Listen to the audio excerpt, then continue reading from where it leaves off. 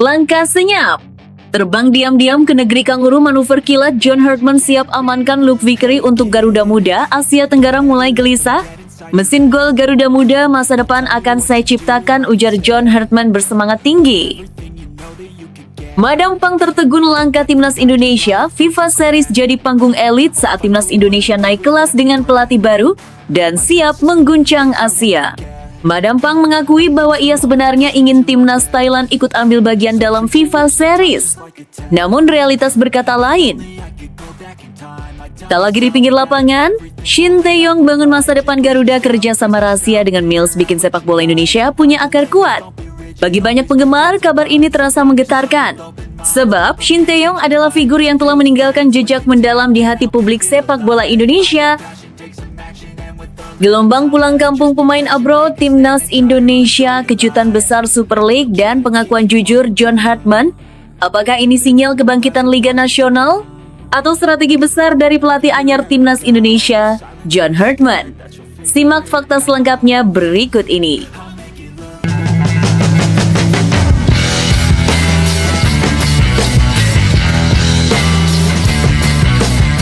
Sebelum kita lanjut ke berita terlengkapnya, alangkah mulianya bagi kalian untuk tekan tombol like, dan yang belum subscribe, tolong subscribe channel ini. Langkah senyap.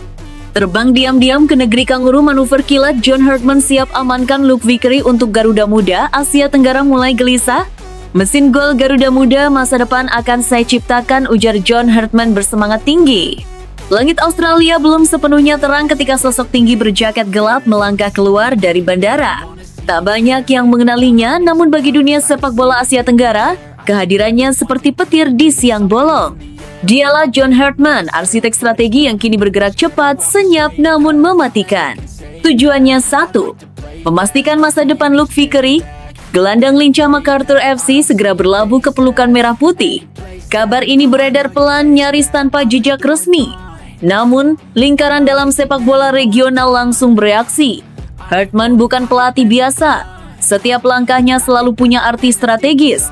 Ketika ia terbang langsung ke Australia, banyak yang langsung membaca tanda ada misi besar sedang dijalankan. Luke Vickery bukan nama sembarangan. Pemain muda MacArthur FC ini dikenal memiliki visi bermain tajam, kontrol bola halus, dan keberanian duel yang jarang dimiliki pemain seusianya. Di Liga Australia, ia mulai mencuri perhatian, menjadi motor permainan yang membuat lini tengah lawan sering kehilangan arah. Tak heran ketika rumor naturalisasi ke Indonesia muncul, publik langsung heboh.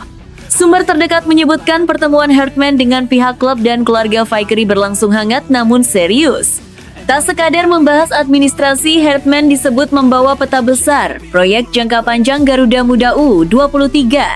Indonesia tak hanya ingin pemain naturalisasi, tetapi figur pemimpin lapangan, simbol era baru sepak bola nasional.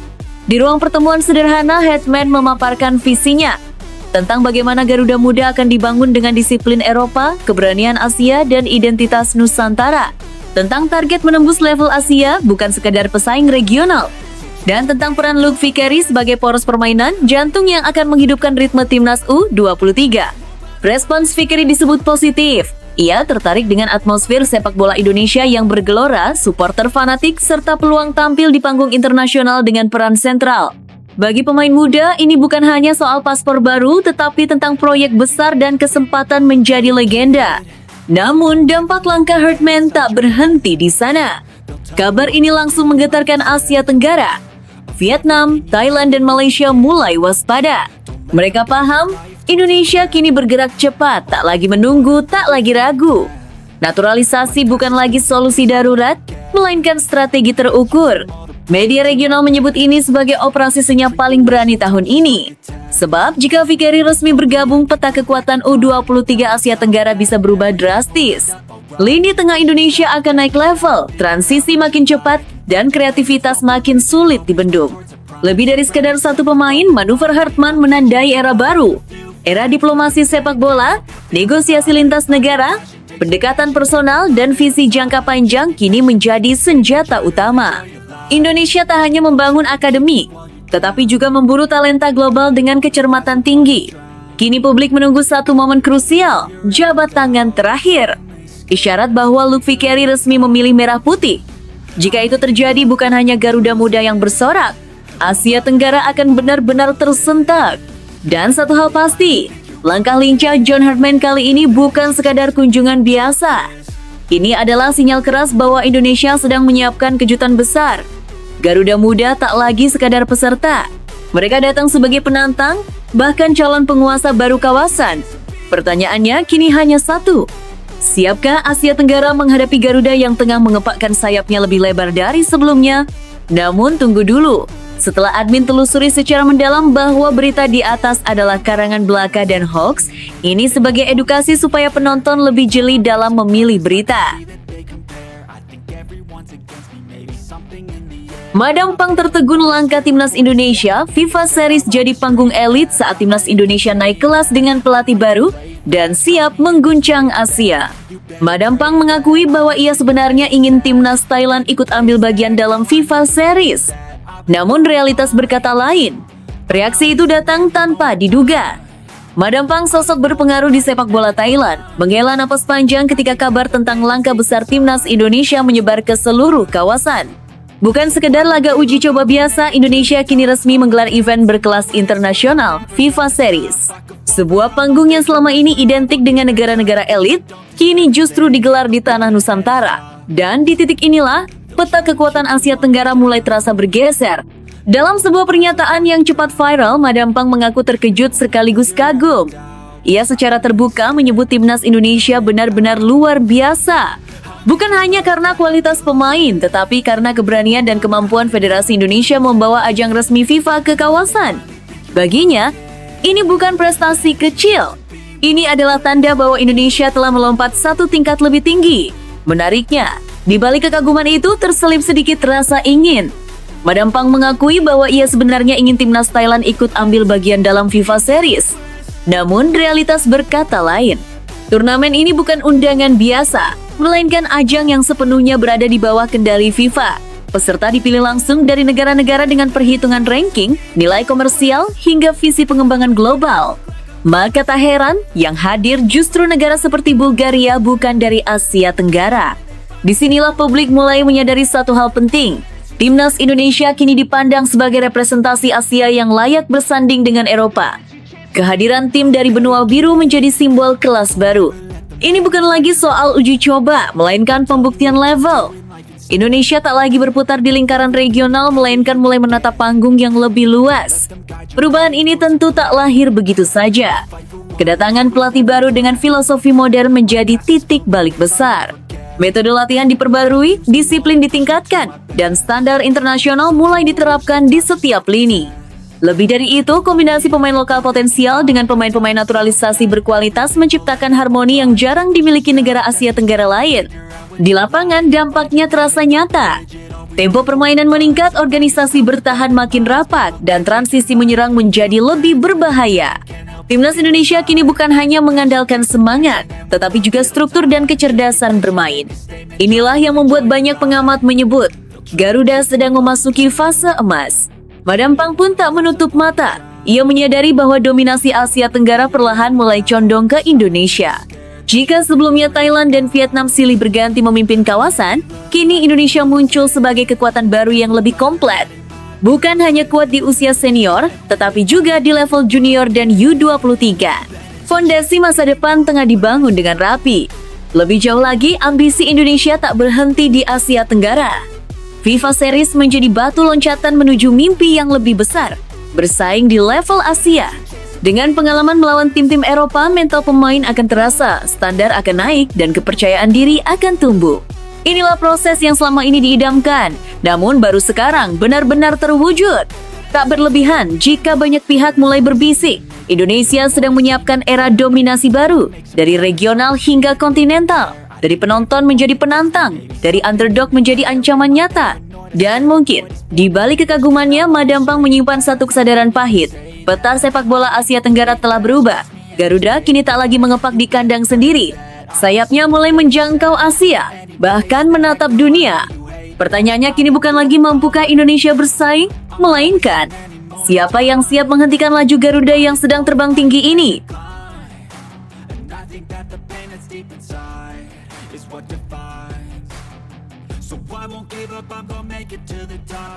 Tak lagi di pinggir lapangan, Shin Tae-yong bangun masa depan Garuda kerja sama rahasia dengan Mills bikin sepak bola Indonesia punya akar kuat. Bagi banyak penggemar, kabar ini terasa menggetarkan. Sebab Shin Tae-yong adalah figur yang telah meninggalkan jejak mendalam di hati publik sepak bola Indonesia. Nama Shin Tae-yong mungkin sudah tak lagi berdiri di pinggir lapangan sebagai pelatih timnas Indonesia. Namun satu hal kini makin jelas, cintanya pada Indonesia belum pernah benar-benar pergi. Justru setelah tak lagi memegang kendali langsung tim nasional, peran Shin Tae-yong terasa semakin dalam dan strategis. Terbaru, ia menjalin kerjasama penting dengan aparel nasional Mills melalui Shin Tae-yong Academy, sebuah langkah besar yang diam-diam sedang membangun fondasi masa depan sepak bola Indonesia. Kerjasama ini bukan sekedar urusan seragam latihan atau sponsor biasa. Di balik logo dan warna kostum tersimpan misi jangka panjang membentuk generasi pesepak bola Indonesia sejak usia dini dengan standar internasional. Mills, yang selama ini dikenal sebagai aparel kebanggaan lokal, kini resmi menjadi mitra utama dalam pengembangan akademi milik Shin Tae-yong. Bagi banyak penggemar, kabar ini terasa menggetarkan, sebab Shin Tae-yong adalah figur yang telah meninggalkan jejak mendalam di hati publik sepak bola Indonesia. Di masa kepemimpinannya, Garuda tak hanya naik peringkat tetapi juga naik mental, disiplin, keberanian, dan kepercayaan diri menjadi identitas baru. Kini, meski tak lagi melatih timnas, ia justru memilih jalur yang lebih sunyi namun berdampak jauh lebih besar. Shin Tae-yong Academy bukan akademi biasa. Konsepnya dibangun langsung dari pengalaman Shin melatih di level tertinggi Asia dan dunia. Metode latihan modern, pembinaan karakter, hingga filosofi bermain diperkenalkan sejak dini. Anak-anak Indonesia tidak lagi hanya diajarkan menendang bola, tetapi juga membaca permainan, menjaga disiplin, dan membangun mental juara. Masuknya Mills dalam proyek ini menjadi sinyal kuat bahwa sepak bola usia dini Indonesia mulai dikelola secara serius dan profesional. Aparel ini bukan hanya menyediakan perlengkapan, tetapi ikut terlibat dalam membangun ekosistem pembinaan.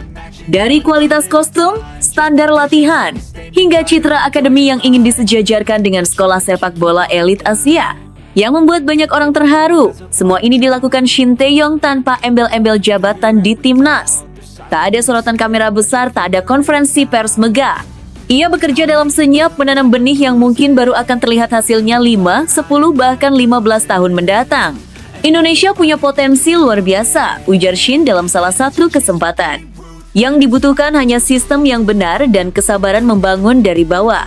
Kalimat sederhana namun syarat makna. Inilah bukti bahwa cintanya pada Indonesia bukan sekedar kontrak kerja, melainkan komitmen jangka panjang. Bagi para penggemar timnas Indonesia, sosok Shin Tae-yong kini pantas disebut sebagai bagian dari sejarah Garuda. Meski tak lagi memimpin dari bangku pelatih, pengaruhnya justru semakin luas. Ia sedang membentuk generasi yang kelak mungkin akan mengisi timnas senior, membawa Indonesia menembus level Asia bahkan dunia. Kerja sama dengan MILLS juga memberi pesan penting, sepak bola Indonesia tak lagi hanya bergantung pada hasil instan. Fokus mulai bergeser ke pembangunan fondasi, ke usia dini, ke pembinaan berkelanjutan, ke sistem yang kuat.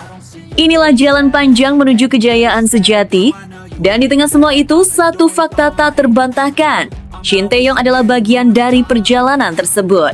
Bukan sebagai orang asing yang datang dan pergi, melainkan sebagai sahabat sepak bola Indonesia yang memilih tinggal dan membangun.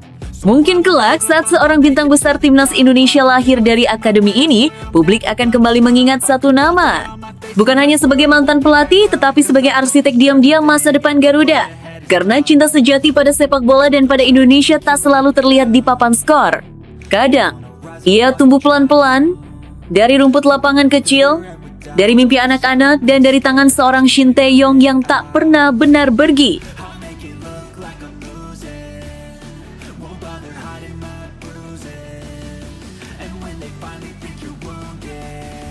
Gelombang pulang kampung pemain abroad timnas Indonesia, kejutan besar Super League, dan pengakuan jujur John Hartman. Apakah ini sinyal kebangkitan Liga Nasional? Atau strategi besar dari pelatih anyar timnas Indonesia, John Hartman?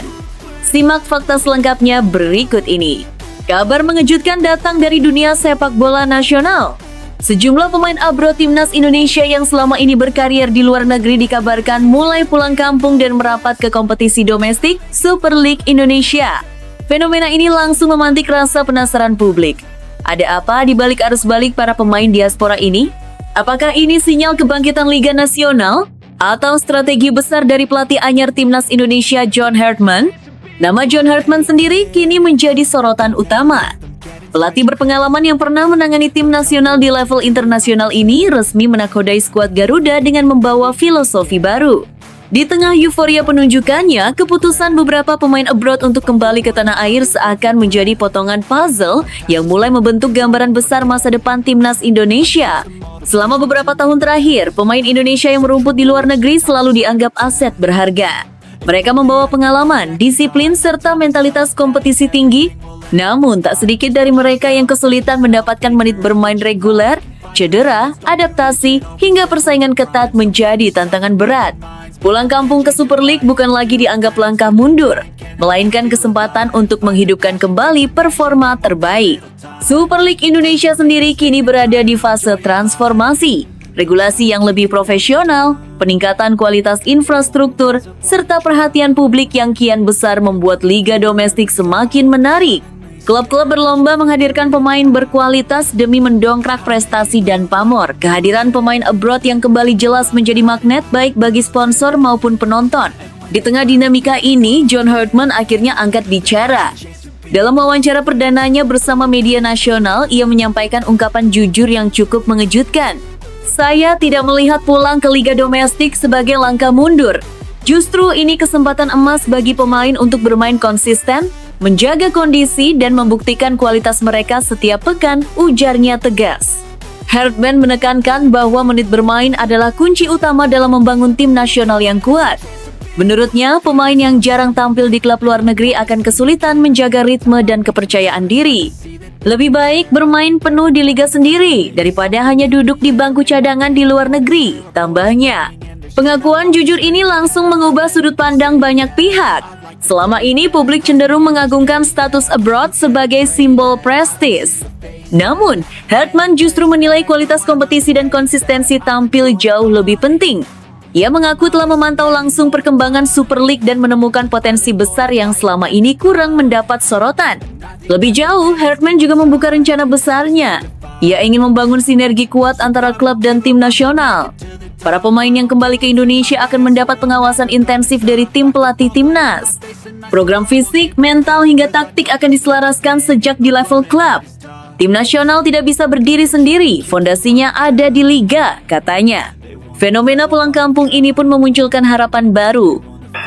Para supporter mulai membayangkan Super League sebagai liga yang bukan hanya tempat bermain, tetapi juga pabrik pemain berkualitas untuk timnas. Atmosfer stadion diprediksi semakin hidup, rivalitas klub kian panas, dan kualitas pertandingan meningkat. Namun tantangan tetap besar.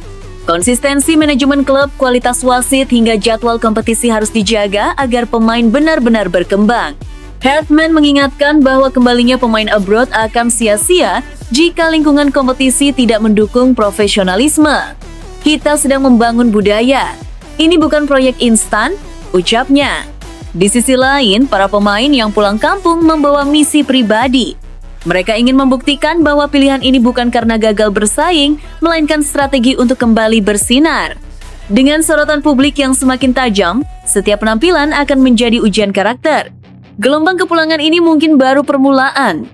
Jika sukses, bukan tak mungkin lebih banyak pemain diaspora mengikuti jejak serupa. Super League berpeluang menjadi liga yang disegani di kawasan Asia Tenggara, bahkan Asia. Pada akhirnya, semua mata kini tertuju pada John Hartman dan kebijakan beraninya. Apakah strategi ini akan membawa timnas Indonesia melangkah lebih jauh di level internasional? Ataukah justru memunculkan kontroversi baru? Satu hal pasti, sepak bola Indonesia sedang berada di titik persimpangan menarik. Gelombang pulang kampung pemain abroad, liga domestik yang berbenah, dan pelatih baru dengan visi besar semuanya menyatu dalam cerita yang membuat publik tak sabar menantikan babak berikutnya.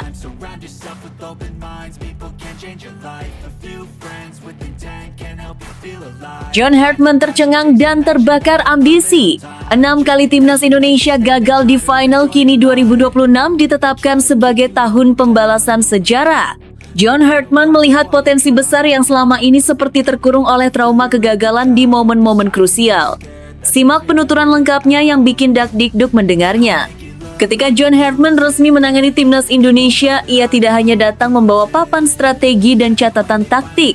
Ia juga membawa rasa ingin tahu yang besar terhadap sejarah sepak bola negeri ini. Dalam beberapa hari pertamanya, Herdman menghabiskan waktu berjam-jam mempelajari arsip, statistik, dan perjalanan timnas Indonesia di berbagai turnamen, terutama Piala AFF yang kini berganti nama menjadi Piala ASEAN Cup. Dari situlah sebuah fakta pahit menghantamnya. Indonesia sudah 6 kali melaju ke partai final, namun tidak satu pun berakhir dengan gelar juara. Jujur saya terkejut, ungkap Herdman. Ketika sebuah tim bisa masuk final 6 kali, itu berarti kualitasnya ada. Tapi kalau 6 kali pula gagal, itu berarti ada sesuatu yang harus dipecahkan. Bagi Herdman, catatan ini bukan sekedar sejarah, melainkan tantangan besar yang memanggilnya untuk bertindak. Ia melihat potensi besar yang selama ini seperti terkurung oleh trauma kegagalan di momen-momen krusial. Piala ASEAN Cup, menurut Herdman, adalah turnamen dengan nilai emosional yang sangat tinggi di Asia Tenggara. Setiap pertandingan bukan hanya soal 3 poin atau tiket ke babak berikutnya, tetapi tentang gengsi antar bangsa. Di kawasan ini, juara Piala ASEAN Cup akan selalu dikenang sebagai penguasa regional. Itulah sebabnya sejak awal Herdman tidak ragu menyebut satu target utama. Indonesia harus menjadi juara pada edisi 2026. Target itu mungkin terdengar ambisius, bahkan berisiko. Namun Herdman percaya bahwa sebuah tim besar harus berani menetapkan mimpi besar. Baginya, selama ini Indonesia terlalu sering puas dengan status hampir juara. Ia ingin menghapus mentalitas itu dan menggantinya dengan budaya pemenang. Meski begitu, jalan menuju 2026 tidaklah mudah. Waktu yang tersedia sangat terbatas.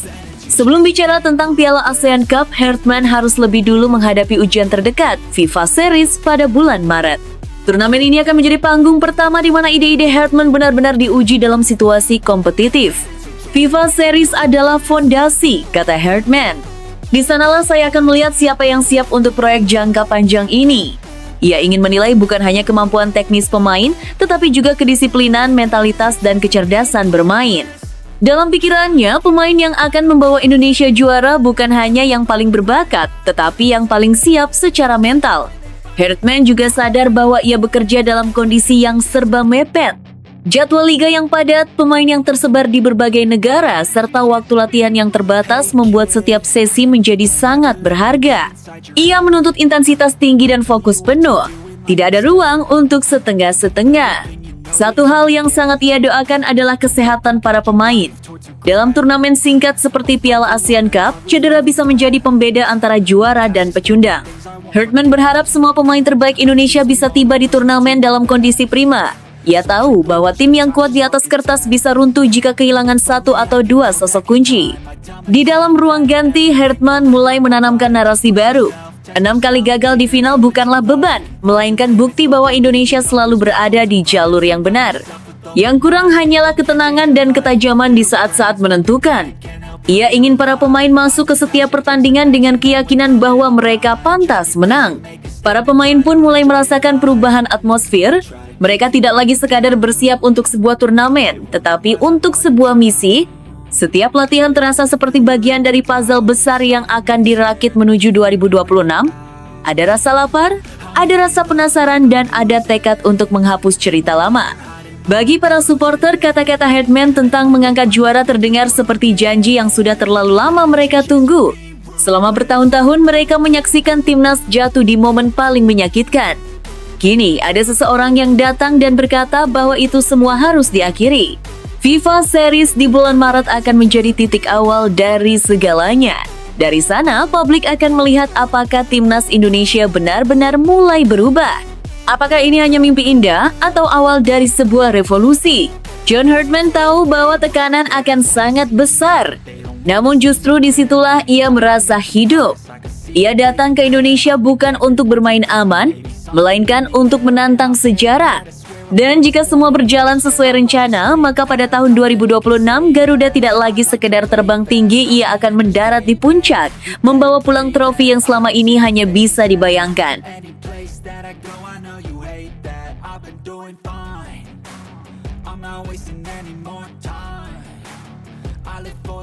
Tanpa belanja, tanpa alasan, tantangan besar Michael Carrick di Manchester United. Manchester United memilih langkah yang cukup berani dengan tidak melakukan pembelian pemain pada bursa transfer terdekat, meski performa tim tengah goyah. Keputusan ini diambil bersamaan dengan penunjukan Michael Carrick sebagai pelatih kepala sementara hingga akhir musim 2025-2026 menggantikan Ruben Amorim yang baru saja dilepas. Dalam proses internal klub, Carrick dipilih di atas oleh Gunnar Solskjaer dan Ruud van Nistelrooy karena dinilai paling mampu menjaga kontinuitas tim. Meski United hanya meraih 1 kemenangan dari 7 laga terakhir, manajemen percaya solusi instan lewat belanja pemain bukan jawaban dari masalah yang lebih mendasar. Carrick pun mendapat mandat jelas, memaksimalkan skuad yang ada. Beberapa gelandang seperti Adam Wharton, Elliot Anderson, dan Carlos Baleba memang dipantau, tetapi harga dan ketersediaannya dianggap tidak realistis untuk saat ini. Kabar baik datang dari ruang perawatan, di mana Bryan Mbeumo dan Amad Diallo sudah siap tampil di derby melawan Manchester City.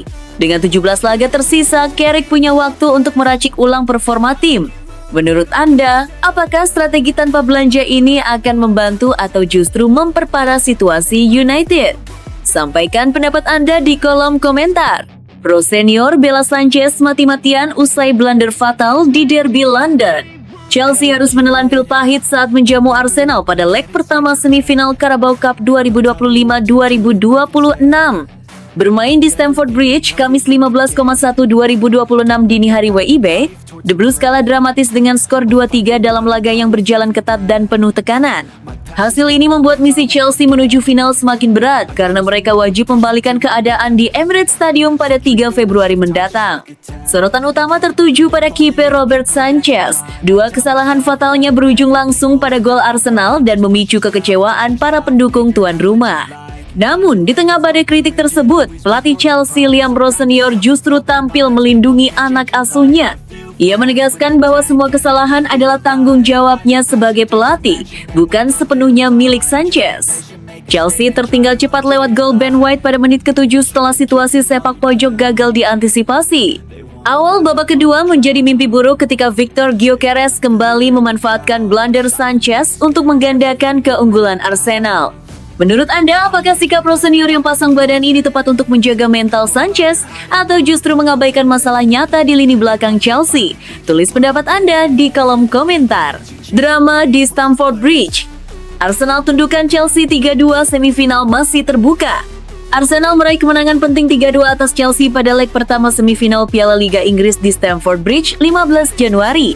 Hasil ini memperpanjang rekor tak terkalahkan The Gunners menjadi 10 pertandingan sekaligus memberi mereka keunggulan menjelang leg kedua, meski Chelsea masih menyimpan peluang untuk membalikan keadaan. Arsenal membuka skor lewat situasi bola mati. Kesalahan posisi Robert Sanchez dimanfaatkan Ben White yang menyundul umpan Declan Rice, mencetak gol perdananya sejak April 2024. Chelsea mencoba merespons melalui Joao Pedro dan Estevao, tetapi pertahanan mereka tetap rapuh. William Saliba bahkan nyaris menggandakan keunggulan Arsenal sebelum turun minum. Awal babak kedua kembali menjadi mimpi buruk bagi tuan rumah. Umpan Bukayo Saka dan overlap Ben White berujung pada gol Victor Gyökeres dari jarak dekat. Chelsea bangkit setelah Alejandro Garnacho masuk dan mencetak gol indah dari umpan Pedro Neto.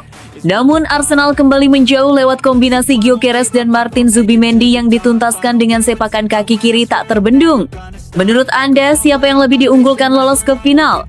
Arsenal dengan keunggulan tipisnya atau Chelsea dengan momentum comeback? Tulis pendapat Anda di kolom komentar. Misi putus kutukan. Rowe Senior tantang rekor buruk Chelsea saat hadapi Arsenal. Liam Rowe Senior mengawali kiprahnya sebagai pelatih Chelsea dengan hasil meyakinkan.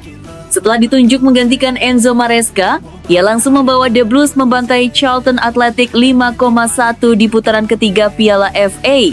Namun, ujian sesungguhnya kini menanti karena Chelsea akan menghadapi Arsenal pada leg pertama semifinal Carabao Cup Rabu 14,1/2026 malam ini. Tantangan Rowe Senior tidak ringan. Chelsea tengah dibayangi rekor buruk melawan rival sekota mereka itu.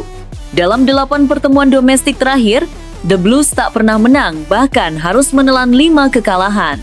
Kemenangan terakhir Chelsea atas Arsenal terjadi hampir 5 tahun lalu, tepatnya Agustus 2021. Bermain di Stamford Bridge pun tak banyak membantu, karena Chelsea juga gagal menang dalam 7 laga kandang terakhir melawan Arsenal. Laga ini pun menjadi ajang pembuktian bagi Rosenior yang sempat diragukan setelah direkrut dari Strasbourg. Ia menegaskan timnya sudah mempersiapkan diri secara matang. Menurut Anda, mampukah Rosenior memutus kutukan Chelsea atas Arsenal? Tuliskan prediksi dan pendapat Anda di kolom komentar. Apakah Arsenal menyesal membeli Gyökeres? Pemain baru Victor Gyökeres kini telah tampil sebanyak 19 kali di Liga Utama Inggris. Angka ini cukup besar dan datanya cukup baik untuk memungkinkan kita menarik kesimpulan awal tentang performa striker Swedia tersebut setelah setengah musim bersama Arsenal. Mungkin aspek yang paling mengecewakan dari penampilan Gyökeres selama beberapa bulan terakhir adalah ketidakmampuannya untuk menemukan ruang di area penalti. Gambaran yang berulang dalam pertandingan Arsenal adalah umpan silang dari sayap ke gawang, tetapi Gyökeres tidak pernah berada di sana. Dan dalam pertandingan terakhir melawan Liverpool, Gyökeres sekali lagi bereaksi lambat ketika Rice mengirimkan umpan silang yang ditempatkan dengan sempurna. Mungkinkah ini masalah dengan sistem serangan sayap Arsenal? Alih-alih kekurangan individu Gyökeres, keberhasilan Mikel Merino bermain sebagai striker selama absennya Gyökeres di awal musim menunjukkan bahwa ini mungkin bukan masalahnya.